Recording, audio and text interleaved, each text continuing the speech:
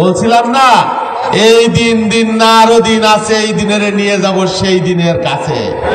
এখন বুঝেন কত ধানে কত চাল।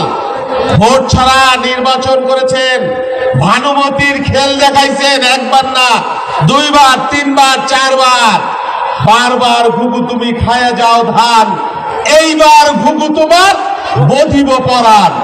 বলেছিলাম আমরা, বাংলাদেশের ছাত্র জনতা এবার দেখাই দিছে বাংলাদেশ ছেড়ে দুনিয়ার ইতিহাসে এরকম নজিরবিহীন যে সমস্ত একেবারে টপ টু বটম, হাসিনা থেকে শুরু করে তার মন্ত্রী, চেলা, সংসদ সদস্য, মানে আদলি সিকি সবগুলা গোষ্ঠী সুদ্ধা সবগুলা পালাই গেছে। বাইতুল মুকাররমের ইমাম ওইটাও পালাইছে। মানে এরকম আজব পালানো, আজব পতন আমরা দুনিয়ার ইতিহাসে দেখিও নাই, করিও নাই। এটা হলো কৃতকর্ম। আপনি যা করবেন তাই পাবেন। আপনি যদি ভালো কাজ করেন ইহকালেও তার প্রতিদান পাবেন, পরকালেও পাবেন। আর যদি অন্যায় করেন, জুলুম করেন, মানুষ খুন করেন, গুম করেন, তার কি পরিণাম হয়, পরিণতি হয় সেটাও আপনি দেখেছেন। ফেরাউন, নমরুদ, কারণ, এরশাদ, হিটলার, মুসলিনি, কত স্বৈরাচার, আইয়ুব খান, কত স্বৈরাচার দেখলাম। অনেক অনুনয় বিনয় করেছি, অনেক ভালোই বলেছি যে বাংলাদেশের মানুষের অধিকার নিয়ে সিনিমিনি খেলবেন না। তিনি কথা শুনেন নাই। অবশেষে নিজের জীবন নিয়ে, বোনকে নিয়ে পালাই গেছেন। আর আওয়ামী লীগের এত কর্মী কোথায় গেল? একেবারে আকাশ বাতাস, গাছের পাতা, মাটি, বালু, ঘর, হাট, বাজার, নর্দমা সব আওয়ামী লীগ হয়ে গেছে। ময় আওয়ামী লীগ। আওয়ামী লীগ ছাড়া আর এই দেশে কিন্তু ছিল না। এক রাতের মধ্যে সব পালাই গেছে, একদিনের মধ্যে। সেই জন্য বলি যে তোমারে বধিবে যে গোকুলে বাড়ি শেষে। আপনারা যেটা করেছেন সেটা আপনারা ফেরত পেয়েছেন। প্রিয় বন্ধুরা শোনেন, এই যে জাতীয়তাবাদী কৃষক দল, এখানে অনেক কৃষক সমাজের প্রতিনিধি, কৃষক সরাসরি কৃষিকাজের সাথে যুক্ত অনেককে আমি দেখছি। শোনেন, এই যে কৃষক বলা হয় যে কৃষক বাঁচলে দেশ বাঁচবে, এটা শহীদ জিয়া কিন্তু একবার বলেছিলেন, বুঝেছিলেন। ৭২-৭৫-এর শাসন আপনারা দেখেন নাই? কুকুরে মানুষ, কত হাজার মানুষ দুর্ভিক্ষে মারা গিয়েছিল শেখ সাহেবের শাসন আমলে। তিনি নাকি মহান নেতা, মহান অবতার, একেবারে মহামানব। তার উপরে আর কেউ নাই, একজনই। আর বাংলাদেশে কারো কোনো ভূমিকা নাই। আর নবী রাসূলের ছাড়াই চলে গেছে, এরকম একটা অবস্থা। রাত জায়গায় বাচ্চাদের মুখস্থ করা হয় জাতির পিতা বঙ্গবন্ধু, জাতির জনক সব উগরায়ে দিল। কিন্তু কি কারণে ওয়াজেদ মিয়ার ছবিটা কোথায় যেন আমি দেখলাম, কেউ কিছুই, কোনো উগরায় নাই, কোনো উল্টায় নাই। কেন? কারণ মানুষ জানে ওই পরিবার, দস্যু পরিবার, যারা বাংলাদেশের মুক্তিযুদ্ধে, এই পরিবারের একজন মানুষেরও কোন মুক্তিযুদ্ধের ভূমিকা নাই। আর তারাই মুক্তিযুদ্ধের সোল এজেন্ট সেজে গেছিল, মুক্তিযুদ্ধের সোল এজেন্ট সাজছিল। সবাই পালায় কলকাতার হোটেলে বিলাসী জীবন যাপন করেছে। উনি আত্মসমর্পণ করেছিলেন। একজনের রেকর্ড নাই এই শেখ সাহেবের পরিবারের মধ্যে মুক্তিযুদ্ধ করছে না। আর জিয়াউর রহমান জীবনের ঝুঁকি নিলেন, তাকে বলেন কি পাকিস্তানের চর, 400 টাকার মেজর। ওয়াজেদ মিয়ার কথা বলছিলাম না, বেচারা ঘরে নির্যাতিত, বাংলাদেশের সব মানুষ জানে। আরে তার মৃত্যু হবার পরে তার ছেলে দুটো, মেয়ে দুটো কুলাঙ্গার দেখতে আসে নাই, এই বাপের ছবি। সেই জন্য মানুষ জানে যে ওয়াজেদ মিয়া ভদ্রলোক, নিশ্চয়ই ঘরের মধ্যেও নির্যাতিত। সেই জন্য মানুষের ক্ষোভ আর তার গতি নাই। এখানে কিন্তু অর্থ আছে, বুঝতে হবে যে মানুষের ক্ষোভটা কোথায়, কার উপরে, কি কারণে। প্রিয় বন্ধুরা, এমনি তো ক্ষোভ হয় নাই। বলছিলাম শহীদ জিয়াউর রহমানের কথা। তিনি বলেছিলেন কৃষি উৎপাদন, দুর্ভিক্ষপীড়িত দেশ, কৃষি উৎপাদন 4 গুণ করা যায়, 3 গুণ করা যায়, আপাতত 2 গুণ করতে হবে। 75 থেকে 80-79 তিনি কৃষি বিপ্লব, খাদ্য উৎপাদন 2 গুণ 3 গুণ করলেন। সবুজ বিপ্লব, খাল কাটার মধ্য দিয়ে, ইরি ধান আমদানির মধ্য দিয়ে বাংলাদেশে খাদ্যে স্বয়ংসম্পূর্ণ করেছিলেন। গ্রামকে গ্রাম ছুটে চলেছেন, এক গ্রাম থেকে অন্য গ্রাম, এক অঞ্চল থেকে অন্য অঞ্চল ডেলি 25 মাইল 50 মাইল হেঁটেছে। হাঁটতে হাঁটতে হাঁটতে হাঁটতে এক বুড়িমার বাড়িতে ক্লান্ত অবস্থায় চলে গিয়েছেন, পিপাসার্ত অবস্থায়। বলেছেন যে মা আমাকে এক গ্লাস পানি দিবেন?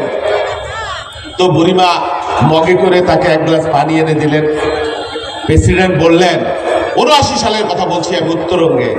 প্রেসিডেন্ট বললেন যে আমি তো ক্ষুধার্ত, পানি চাইলাম, শুধু পানিই দিলেন, আর কিছু দিতে পারলেন না? বুড়িমা বলে যে বাবা আমার ঘরে তো দেবার মতো আর কোনো কিছু নাই, থাকলে তো আমি তোমাকে দিতাম। বলে যে আপনার যে উঠোন খালি আছে, আপনি তো একটা পেঁপে গাছ লাগাইতে পারতেন, যদি লাগাইতেন তাহলে তো আমাকে একটু পেঁপে দিতে পারতেন। আপনার এখানে তো আরো জায়গা খালি আছে, আপনি যদি একটা গাভী পালতেন, কাশি, আমাকে তো এক গ্লাস দুধ খাওয়াইতে পারতেন। আপনি যদি একটা বড়ই গাছ লাগাইতেন, আমাকে তো 2টা বড়ই দিতে পারতেন। আমি আগামীবার আপনার এখানে আসব, আপনাকে বলে যাই, আপনাকে আমি গাছের চারা পাঠাবো, আপনাকে গাভীর ব্যবস্থা করে দিব। আমি যেন আগামীবার এসে আপনার এখানে গাভীর দুধ খাইতে পারি, আমি যেন পেঁপে খাইতে পারি, আমি যেন বড়ই খাইতে পারি, সেই ব্যবস্থা আপনি করবেন। এই ছিলেন শহীদ রাষ্ট্রপতি জিয়াউর রহমান, একজন ভিশনারি মানুষ।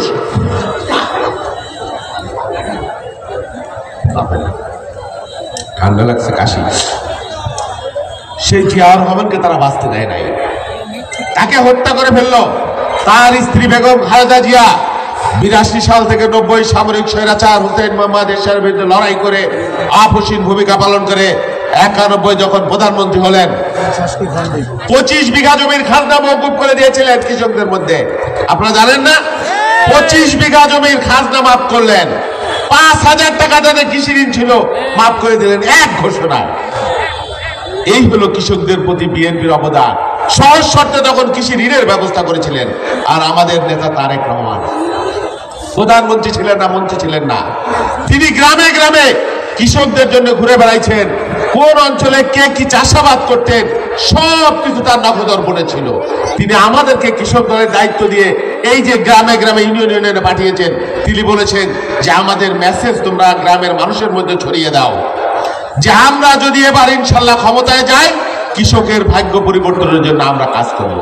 এই যে একজন বলে গেলেন, উনি কৃষি পেশার সাথে যুক্ত আমাদের দলের নেতা, উনি বললেন এই যে কৃষক ফসল উৎপাদন করে তার ন্যায্য মূল্য পায় না।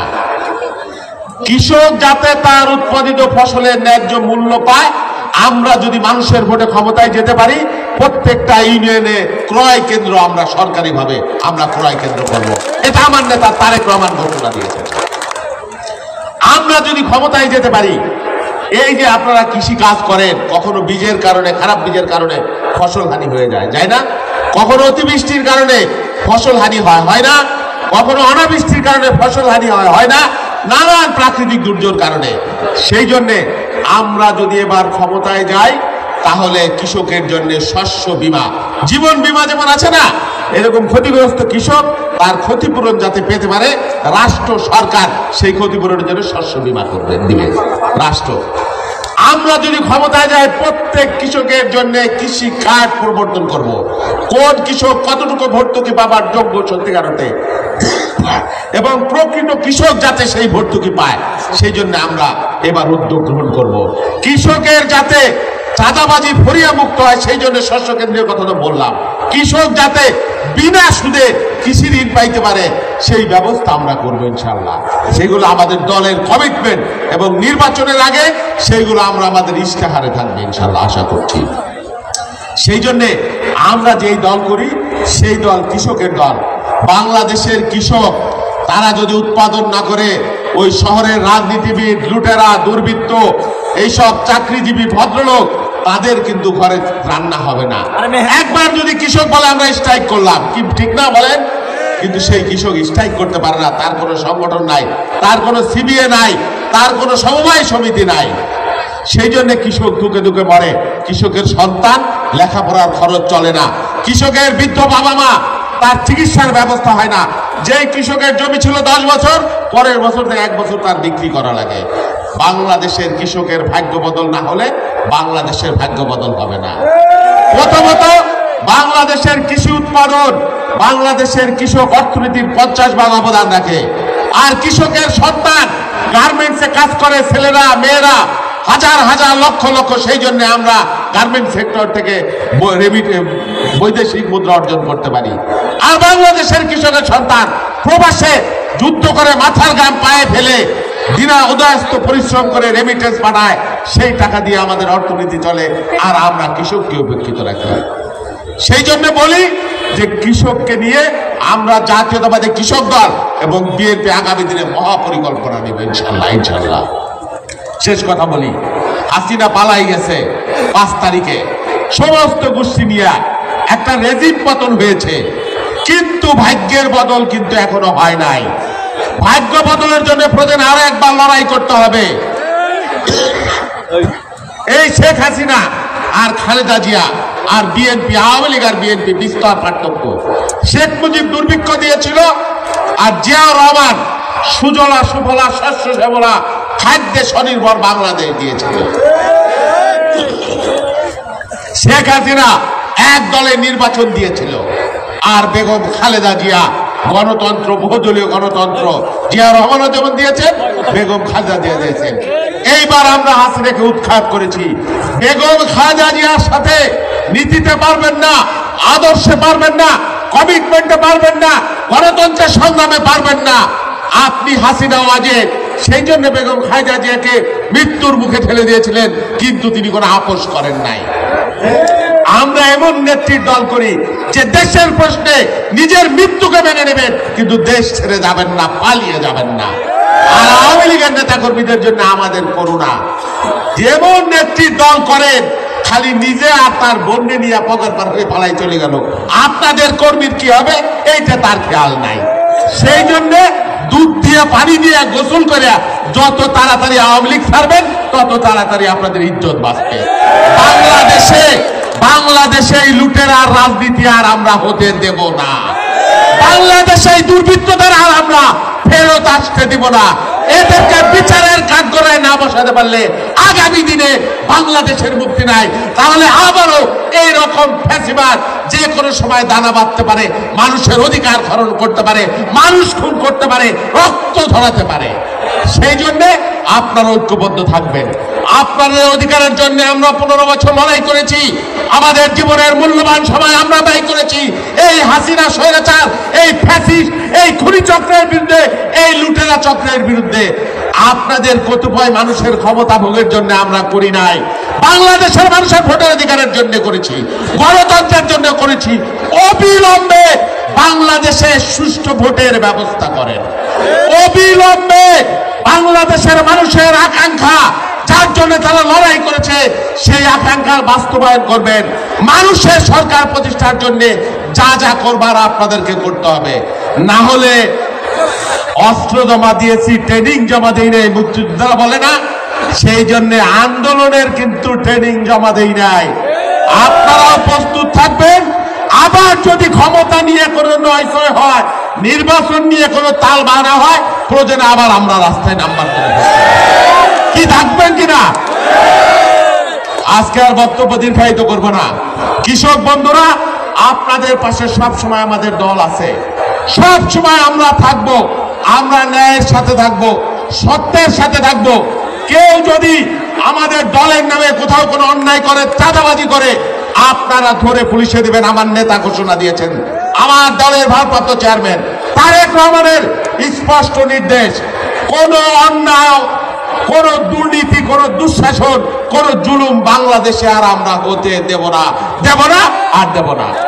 ইনশাআল্লাহ আমাদের জন্য দোয়া করবেন, আমাদের নেত্রী খালেদা জিয়ার জন্য দোয়া করবেন, তারেক রহমানের জন্য দোয়া করবেন, এবং আগামী দিনে নির্বাচনে মানুষের ভোটে আমরা যাতে দেশের খেদমত করতে পারি সেই দোয়া করবেন। সবাইকে ধন্যবাদ। আল্লাহ হাফেজ। বাংলাদেশ জিন্দাবাদ।